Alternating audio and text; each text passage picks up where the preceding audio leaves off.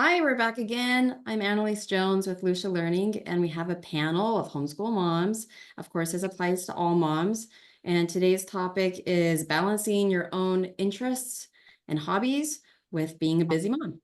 So we're just gonna have a conversation about this, and maybe we can give you guys some ideas and just know that you're not alone in that effort. So let's introduce ourselves. Laura, why don't you go first? My name's Lara. I live in Arizona. I'm married with four kids who are 16 years old down to 9 years old. Okay, I'm Brindie. My name is Brindie and I live in Utah and I am married. I have um, 9 living kids. Thanks. Emily. My name's Emily. I also live in Utah. I'm married and I have 4 children from 10 down to 4. All right. And I've got 5 kids. My oldest is 19, down to 4. So we graduated the 19-year-old and he was homeschooled the whole way.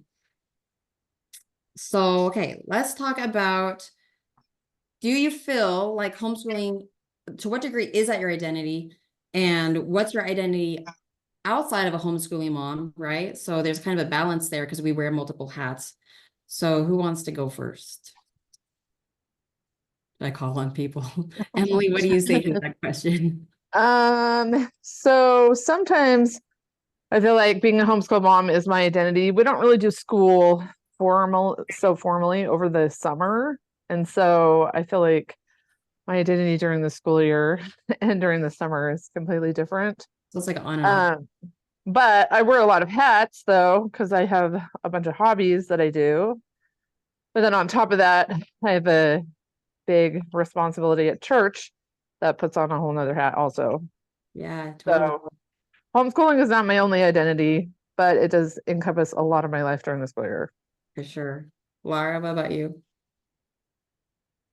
Um, yeah, probably homeschooling is a lot of part of my identity.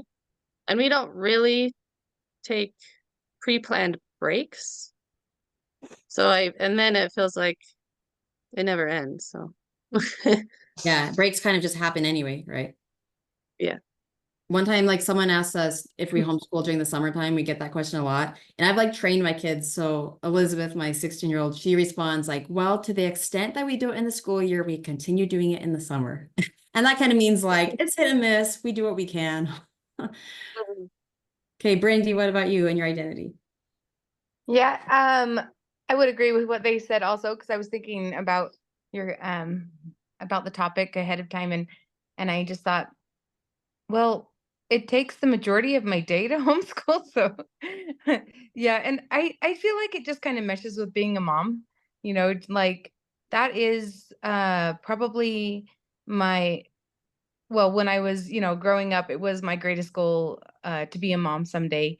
And then when we started homeschooling, that just kind of fell into what kind of mom I want to be, and that um, my identity is all meshed into what I hope for my kids in the future, So I definitely have done things off to the side to kind of like give me space, help me to be healthier as a person. But yeah.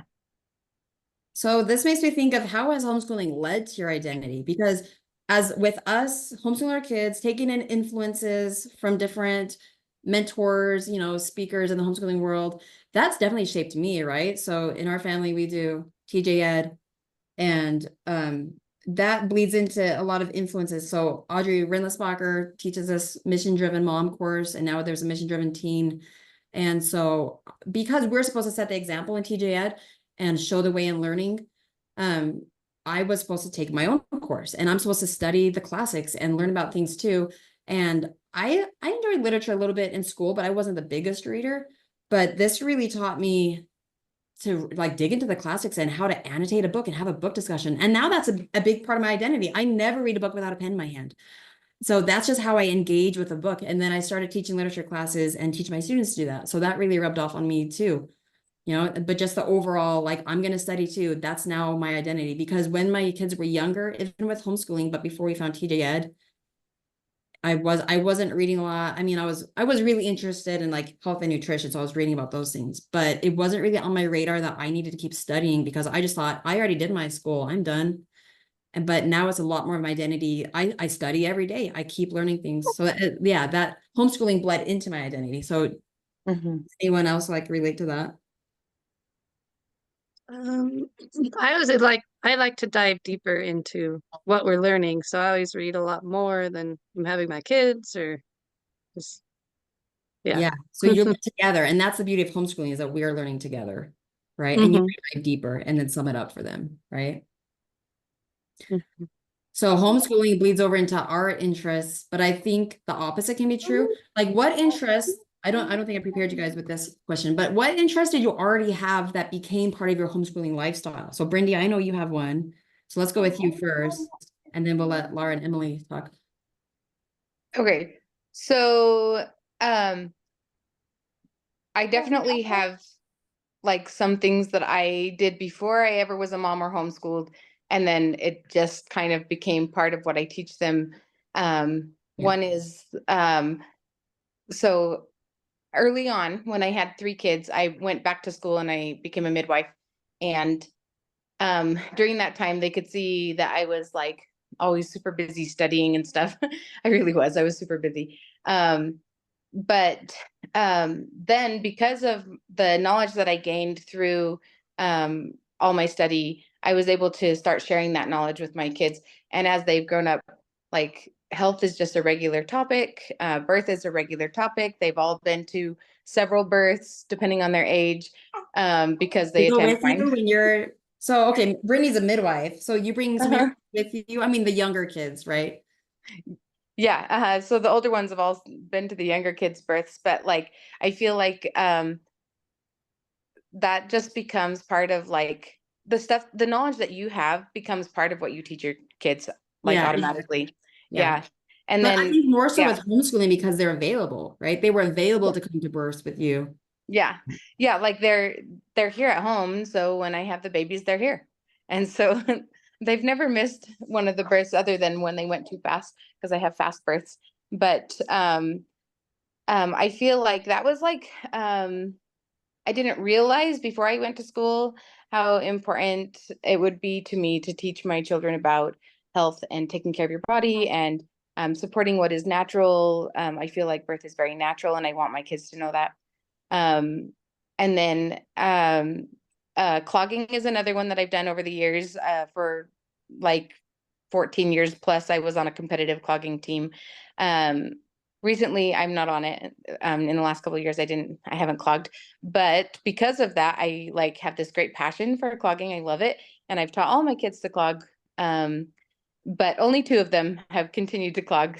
The girls, the boys all stopped. But um, but every day we do it. We do it as part of exercise. They've gotten really good. So it's kind of our PE at home. But Yeah. So that's so impressive to me that your hobby of clogging became such a family culture and you started all your kids with it and then they chose if they wanted to continue, but it's just like you have such a tight-knit family culture of people sharing a hobby and even just an understanding of clogging and birth and holistic health. So that's a great way to build a family. yeah, Who I else? love it. Well, one example in our house was like we grew up in a house that was really heavy into music, like when I was young. And my husband also grew up in band. And so now that our kids are starting to get old enough, we're starting to introduce them more to the music scene, even to the point of like the way that we homeschool, we actually get funding from a school that gives us all our curriculum, but I didn't feel like they had a very good music curriculum. So I went and found one on my own that we started this year so that they can be more involved with music. And we're taking them to like music stores so they can learn what instruments they like. And the oldest one is probably going to start some music lessons soon. Yeah. So that's one thing in our house that we do a lot. Laura, did you have anything to say on that? Um, I would say music as well. I've played music for a while, but it's not formally part of anything, usually. There was one year I thought, let's do an orchestra together. So each kid had a different instrument, but it was hard to keep up and it didn't last that long. So I think this is, this is universal for a lot of families, that the parents' interests become the family culture. And just depending on how much time together you have. So I guess it's just maybe magnified with homeschooling because you have more time together. And there's a lot more organic conversations that develop. So one reason I enjoyed homeschooling was having my younger kids at home, where they're just like shadowing. They're kind of like job shadowing for real life. So whatever errands I go on, they're getting exposed to that too. And conversations. So I know in some families they approach this differently, like how they approach adult conversations. Do you wait until you have a private time with your husband and then you talk about, just real world issues? I'm a pretty open person. So I'm an open book. My kids hear all of our adult conversations. So through through homeschooling, our political opinions come out. You're right, stuff like that. Your concerns about what's happening in your world, your opinions, that bleeds over kind of into homeschooling. And and then when they have an assignment through the curriculum, those opinions come out. And that's always like a proud mom moment where I'm like, oh, look, they heard this from me and now they're saying it themselves, right? So that's kind of a family culture to share our opinions, I think. Well, I think in our house, along with the conversations that are opinion conversations, my husband is really big that if we have a disagreement, I mean, like not like yelling at each other or something like that, but if we have a disagreement, that it's fine if the kids are around, because then they can learn how to resolve conflicts. Exactly. And then he's also fine if they're sitting around when money conversations come up, so that they learn how to budget and how to handle money. I don't think it's the worst thing for kids to hear the parents being like, wow, money's really tight this month. How are we going to pay the bills? Well, what do you think we should cut back on? Well, what sacrifices can we make? Because I think that's one conversation a lot of parents don't hear their parents talking about. So kids take money for granted. Did I say parents here, parents? But kids take money for granted. They don't realize money is finite. And they need to hear these budgeting conversations. But I know it comes up, like parents will even tell their own kids, no, let's not make that purchase. We need to save up our money for something else, right? So a lot of that is just modeled through. But in our house, though, the money, we make sure that the money conversation is not, we don't have money for that, or we need to save it for something else. My husband's really good on saying, I have money for that, but I'm choosing to use it for something else. Right. So the idea of when they get old enough and they get a paycheck, that we think about what we're using our money for, rather than having an idea of like, I don't have money or I do have money. All right. So let's I was Go just going to say real quick, we're just talking about how much we're spending on things. So they have a realistic view of how much it costs how to much things cost. do these things. Like have a family activity where they look at your budget and they look through what are your monthly expenses. Well, and even if it's like a little activity, my husband will say, do you understand how much money that is? And then if they say no, he'll say, well, your such and such, that's like 10 pairs of shoes. That would be expensive. But I mean, like, showing he that relates it to something that they can grasp a little bit better. Yeah. And I think that totally counts as taking a piece of our world, one of our interests or hobbies, and sharing that with our kids, because I mean, budgeting is something we all do. That's not like a typical hobby, but it's a part of our life that we share that comes into homeschooling. So what about other hobbies that are probably separate from homeschooling? Have you guys developed any new hobbies since you've been adults? And Yes. then you have to balance that with homeschooling. So what's an example of that? I can give you 2 examples. Okay. So I also used to be in dance a lot, but I had this thought in my head for the longest time that I wanted to do a tap class. And I did a tap class for a tiny bit when I was like in 5th grade, but I had done some other forms of step dance. But as an adult, I always thought I want to take tap. And so finally, when the situation presented itself, that the money was there and the right class was there, I decided I wanted to do it. And I found that it was the perfect opportunity, because I had to be a little bit creative. I obviously can't take a tap class in the middle of the day if I'm trying to school my kids, but I was able to find a tap class that was at 8 p.m. at night, which seems kind of late for some people. That is literally like a 3-minute drive from my house. And so it's just on our family schedule. Everyone's done with all their stuff that at 8 o'clock at night on every Thursday, mom leaves.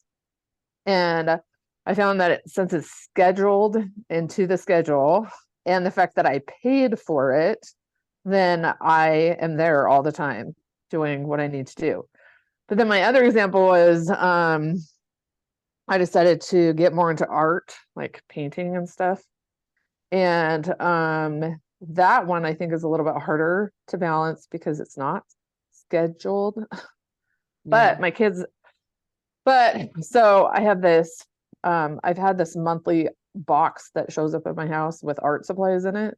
And then my kids see me sitting down doing these art projects, and they all like art a lot. So I found the best way for me to balance that is to get all of our art stuff out, like art paint and stuff, and give all my kids papers. Or my kids oftentimes will like to watch me paint or draw or whatever it is.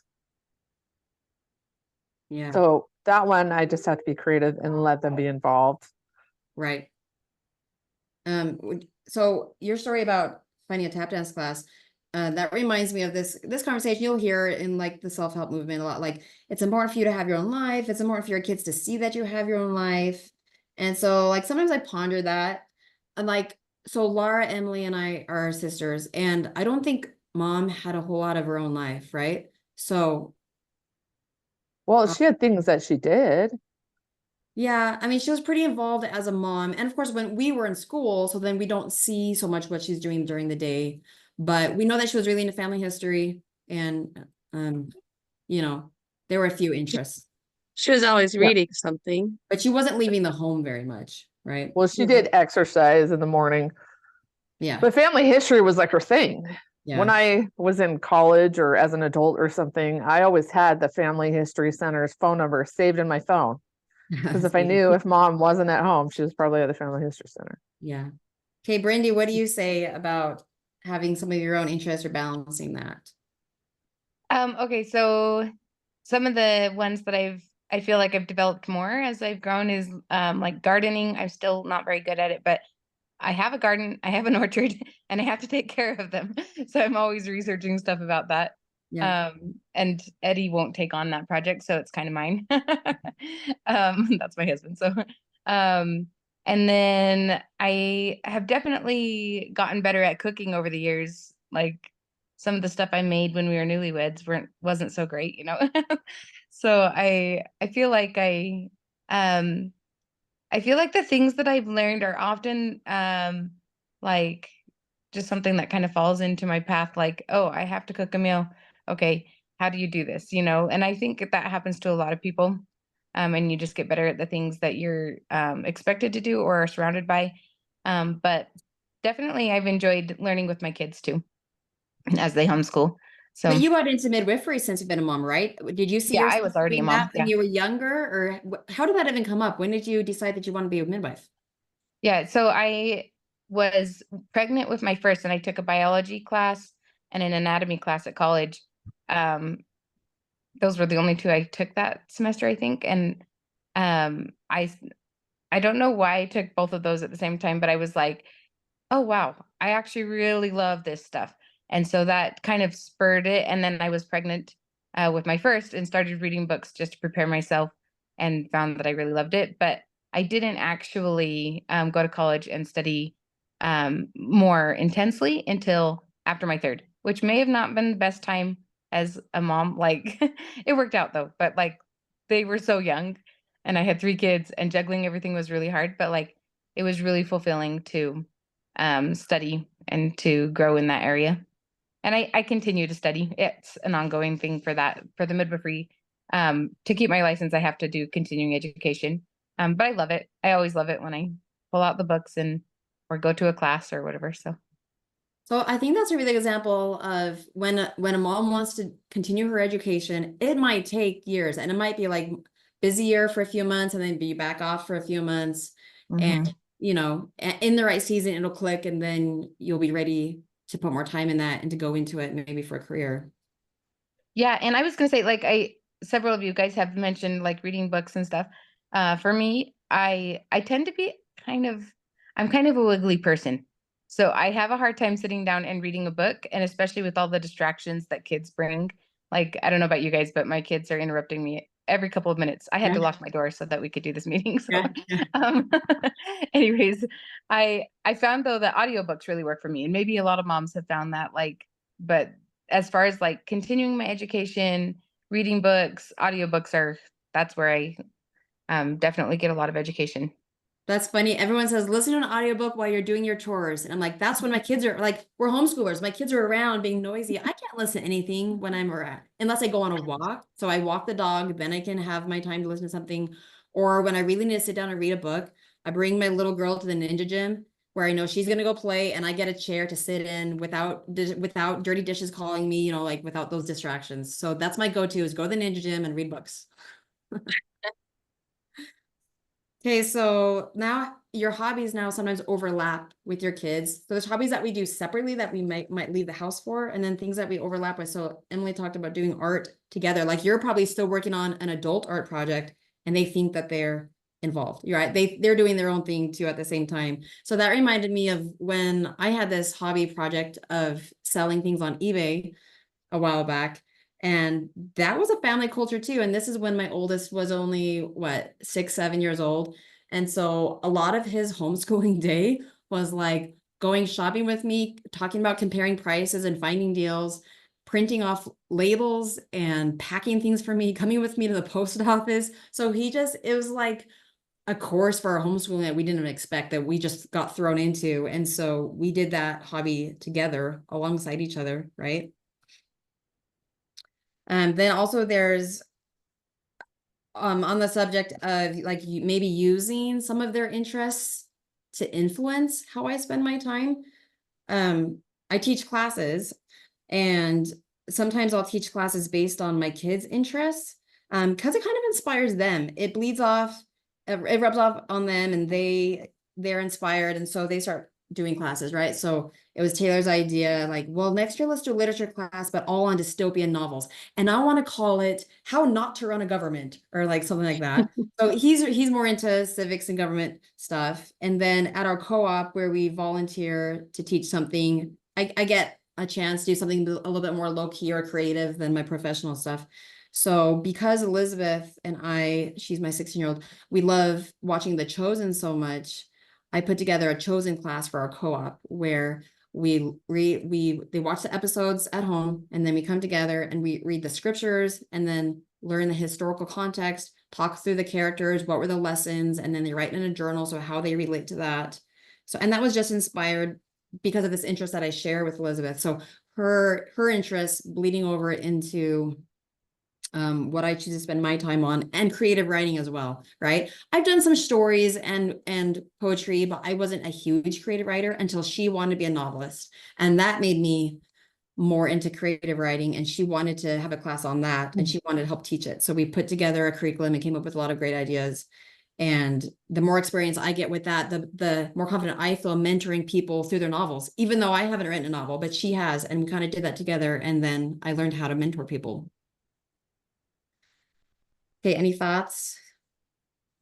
Well, you talking about that reminds me of my oldest son is really, well, he has a lot of things he's into, but he's consistently been into robotics a lot.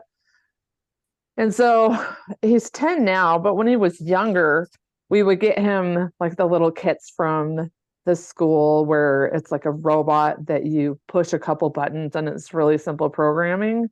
But then he started asking me, but Mom, what's inside the robot? Like he wanted to know more about how people actually build a robot. And so I found this curriculum that the charter school that we go to just happened to have. And it was a little intimidating because it's meant for like upper middle school into high school. And he was like 8 when we started doing it. But he was so interested in it that I decided that I was going to learn it with him. And so we ended up getting into like Python programming and building some of the circuits that would end up inside of a robot.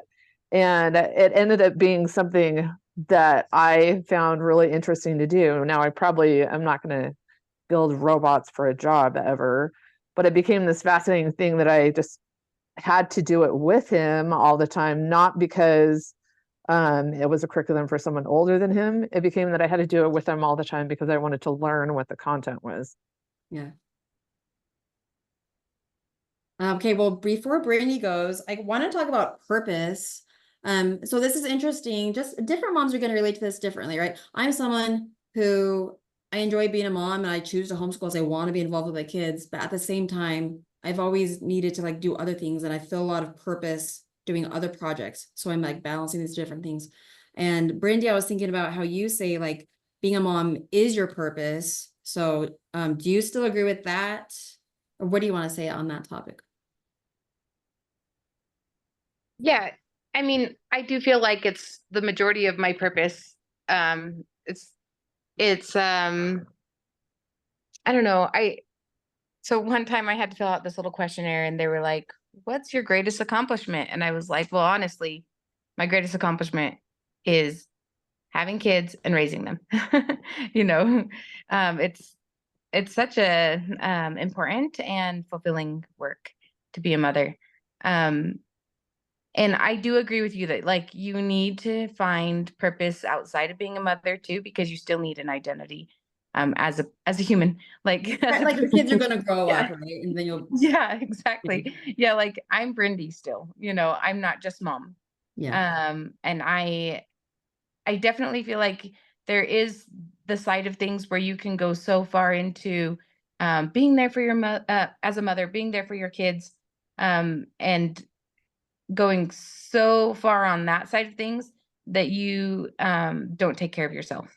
right. And that's also not healthy because I mean if you know a little bit about self-care, you'll know that you have to take care of yourself before you can take care of other people, um and so yeah, I definitely agree that it's really important to keep a balance. And as like for me, always before, the way that I did that was kind of like Emily, like I ran off to my clogging class every week. And I actually continued to do a recreational class after I quit competing. But that's definitely been one thing where since I quit competing, I'm like, oh, but what do I do for me? Like how do I find time outside of the home? How do um, I don't know, just something that you're really passionate about. Yeah, And um, but I know also I'm at a really busy point in my life. I just had another baby, and um just I guess sometimes I have to tell myself it's okay because this is where you're at in your life right now. And so everybody's at different stages, and yeah, depending on the ages of your kids and how many you have, is going to affect how much time you have to spend in other areas. yeah. And do you have any other thoughts that you wanted to share before you have to go? No, not really. Well, I'm glad that you shared that because I think I've heard moms say, "Oh, I don't have any time. I feel bad. Maybe I should be doing something more, but all I do is stay home. All I do is be a mom, like it's nothing, right?" And so you show us how there's seasons. And I think if they're craving something like, "Oh, now I need something for me," then they'll feel that, and hopefully that opportunity will come. Like with Emily, that opportunity for dance presented itself. She waited until it was a good time, and it presented itself. Or maybe you're in a season where you're happy being a mom, but maybe the world's telling you you should also be doing other things. And mom shouldn't feel guilty, like if they're in tune and they know that this is their focus, then don't let anyone talk you out of that, right? Some moms feel pulled to go to work and to have other projects, and some moms know that their purpose is putting all their attention at home on their kids and whatever outlets they do have as they come to them. But like just we're different, and I don't think people should feel bad, right, if they're not doing the other way. Like, yeah, Mhm. we can all find our own grooves there. Something our mom would say is she would be told, "Oh, you should be doing something out of the house. You should get time for yourself." But she said she found more fulfillment just stopping all the business for a little bit and spending one-on-one quality time with a child, one of her children. I remember her saying that. Yeah, because one time I said, well, what do you do to fill your bucket? And she said, getting on the floor and playing with a child, that fills my bucket. Like Mhm. that brought her so much joy and fulfillment. And so she also, we come from a family with 8 kids. And so just like Brindie, like our mom was very much like I am a mother, that's my purpose. And then of course she had a couple side things, but that was her main thing. It's both kids. Okay, But Brindie, you know, let let's let Brindie go. Thanks for okay. being with us, Brindie. Thanks, guys. Bye. Okay, Bye. okay, go ahead, Emily. I was just gonna say, I think though that mom was a really good example though of being creative with your interests, like combining them with your kids. Yeah. Because it was mom where I learned a lot to love logic puzzles and crossword puzzles and reading books and crocheting. Like most of the craft stuff I do, I learned sitting next to mom. And so now, like, if I want to crochet something, I have this like really complicated crochet thing that I've been doing that is for one of my kids. And they get excited. All my kids get excited seeing it come together. And since I'm a busy mom, it's taken longer than I would like for it to have taken. But taking the time to involve them in it, I can be with them and do my things. So I think like you can schedule things for yourself. Like I go for a walk every morning or I go to my tap class. But then you can also be creative combining your interests with what your kids are doing. I think there's some interests when you're like, okay, this can overlap, I can double dip. And there's some interests where I really feel like this has to be just my thing and I gotta get away. Okay, my friend was just telling me about this the other week. She goes to a woodworking class at Wheeler Farm and she's like, oh no, my kids don't come with me. This is my thing. But then what she has found is whenever she has her thing that her kids aren't allowed to do, it just increases their interest and they want to do it even more. So she says sushi used to be her thing where she would go out for sushi or she would get sushi for herself, and she'd be like, nope, this is just mine. Like maybe just assuming that the kids weren't interested, not necessarily trying to be selfish. But now she's like, everybody wants sushi now. And it became a family culture because it was restricted. No, I think I get what your friend was saying because like I go to my tap class every week, but sometimes my kids see me do it at home because you have to practice sometimes. And now my oldest is starting saying, Mom, I think I want to try a tap class. Yeah, cool.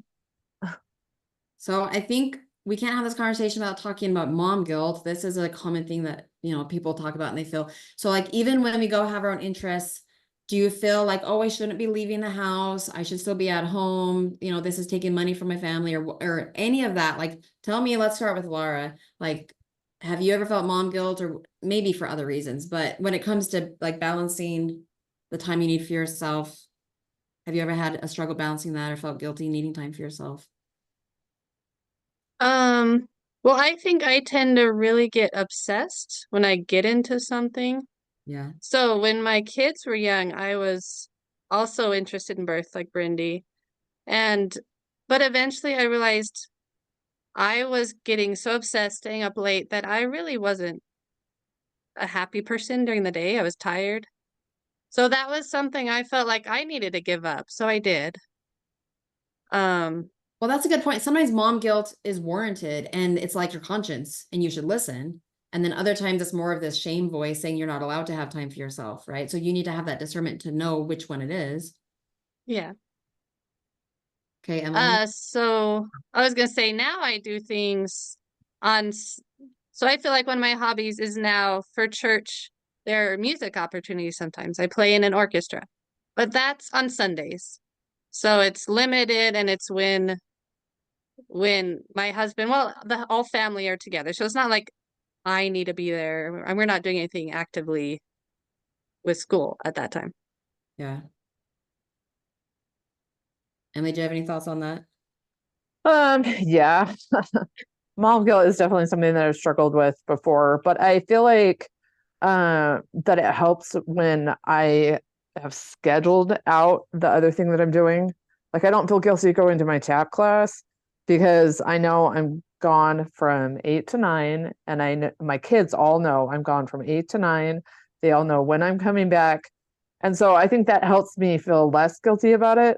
But to try to get mom time or dad time, my husband and I, we switch off on Wednesday nights. Like, this is your night to go do something. This is my night to go do something. And the mom guilt, I think, creeps back in when my husband says, oh, you're kind of stressed. Just leave and come back when you feel better. So when it's like this nebulous, I'm going to leave and I'm just supposed to come back when I feel like I should come back kind of idea, that's when the mom guilt kicks in. I'll leave. And then like 30 minutes later, the thought will be like, you know, I really should be at home helping this kid do this thing. And it's really hard at that point for me to differentiate, like, is this me really needing to go home, or is this just a mom guilt kicking in? And so I found if I have an actual schedule of something that I'm going to do, I'm leaving, I'm doing this, I'm coming back at this time, then it helps me not feel so guilty about it. So I've had that experience. Let's say I kick myself out because I'm like, I know the temperature is rising and I'm like, I gotta get out of here. So I leave and I go on a drive, or, you know, like I'm gonna go run an errand or something. And I can just feel when the temperature starting to come back down. And at some point I'm like, okay, I'm wasting time. I should get back home. Like I know I cooled off, and then that guilt kicks back in to tell me, you've accomplished your purpose. Let's get back home now. So last night I went to a social thing, and I was feeling like I should go because I want to maintain my relationships that we've had some distance from lately. And I was like, well, it's time to get back together again and connect with the ladies. And my husband was stressed. Things were a little bit crazy. And so just in a moment, I was like, you know, like you always decide, this is me. Like I always have things on my calendar and I may or may not actually show up because I'm like, well, we'll see how my day's going, because our evenings are unstable. Like it's pretty tricky. But then, so sometimes in a moment I have to decide if I'm going or what I'm doing. And so last night I was just like, I can bring Allison with me. This is my 4-year-old. I'll just bring her with me, you know. And it wasn't ideal. I couldn't put all my attention on being with my friends, but sometimes the little kid has to come with you. And I think it was a really good like compromise to where I was able to get away, but I saw that my family had a need and I should still pitch in. You know, I think our husbands always try to be supportive, and they say, go do what you need to do and you can do things too. I've got things at home, but then you can be like, yeah, I can tell you don't really have things at home. Like, I know what this is going to look like when I walk out the door. Everyone's going to be upset. Like when I come back home, there's going to be exhaustion and like things didn't go very well. So I always have to weigh that too, right? Like husbands telling you can go, but then you're knowing this isn't going to go very well if I go. No, that I think that's like one of the hardest things to balance. Like to being able to trust if I leave, the house is going to be okay. Yeah. And like while my husband is completely competent, he's also a little like ADD or ADHD. And so I know when I go to tap class, when I come back, that my kids, none of them will have brushed their teeth and be ready to read scriptures and go to bed. And maybe that's not stressful as long as you just have that realistic expectation. You know, there might be No, little. it is stressful for me because if they don't go to bed by a certain time, then school the next day The next is day. a mess. And You so, just know that's the price you're paying and it's worth it to you go to your tap dance. yeah, I just had to come to the conclusion of, okay, so if we start school later once a week than we normally do, or if they go to bed later once a week than they normally do, okay, that's just going to have to be okay because this tap class is that important to me. Yeah. So also on mom guilt, I was thinking, if you have to be away from them and you're struggling with, oh, they don't like me to be away, like maybe we can replace that time with something they look forward to. Like they get a movie when mom's gone, or a certain treat when mom's gone, or like, so I started bringing in mother's helpers so they can really look forward to having a fun teenager play with them when I'm busy. So as I'm like teaching online and everything, I have a fun person coming over to play with the girls so that their needs are met, right? But it's more like keeping them happy and helping them have a positive association with that instead of feeling like, oh, my mom's never available for me, right? Because there's just a balance there. And in our family, you know, we're in a season where it's necessary for our finances that I work. And Whereas before it would have been a fun hobby. But now I think the necessity helps me with the mom guilt, just knowing that it's important. But then we have family conversations and we explain the situation and we say, what can we all do to pitch in? What are we gonna do to, what need to get met, and how can we help, the older kids pitch in with the younger kids, or what else do we need to do? But even still, I try to double dip as much as possible, right? So I teach some classes, sometimes, not always, but sometimes it's built around my kids and what they need, so that's double dipping my time with them, their education, and then I'm able to work and earn some money while I'm doing that. So that's helpful too. Or if I need to walk the dog, that's still my chore. For some reason, it doesn't work for anyone else to walk the dog. So can we walk the dog together and spend time, like take advantage of the moments we do have to get some quality time together, knowing that I'm going to be busy the rest of the day.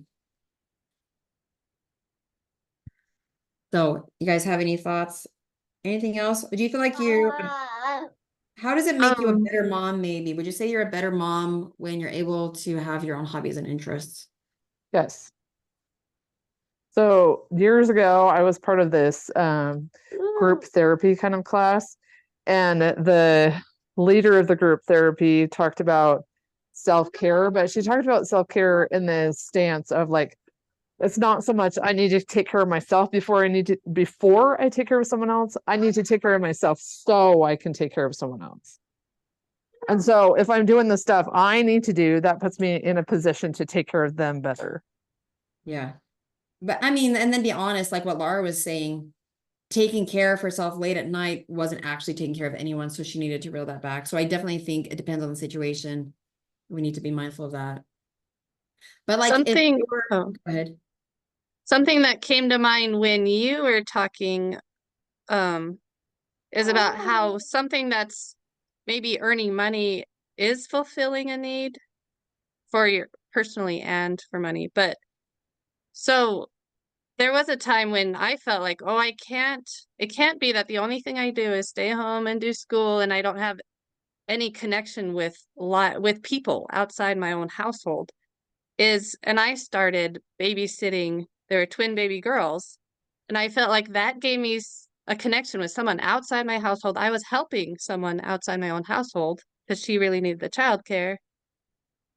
And so that did help me emotionally to be babysitting.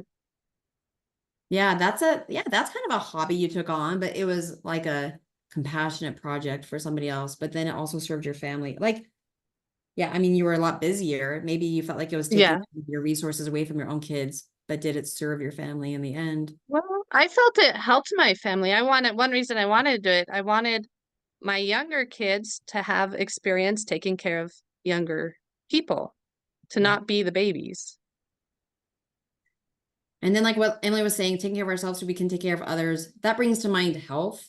Like I know self-care, obviously the healthier we are, the better we can show up as a mom. And I've had seasons where I had to put a lot of time and attention into my health. But then I've had seasons where I got obsessed and took it too far, right? So I'm taking something healthy and then it's not healthy because I did it for too many hours.